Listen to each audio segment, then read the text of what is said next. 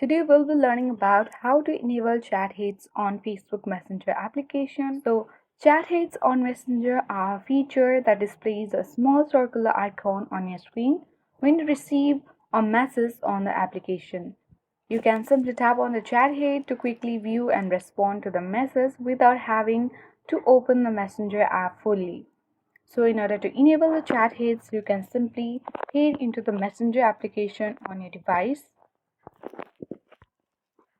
So when you open the Messenger application, make sure to sign in on your Messenger account.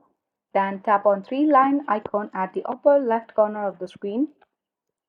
And here you need to tap on the ear icon at the right-hand side. Once you open this section, you need to scroll all the way down. And under the preferences, you can easily find out the chat heads. Simply you need to toggle on the button.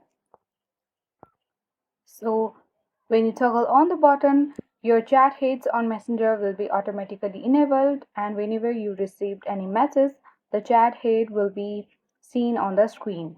So this is how you can easily enable chat heads on Messenger. I hope this video was helpful for you. Hit the like button, comment and subscribe to our channel.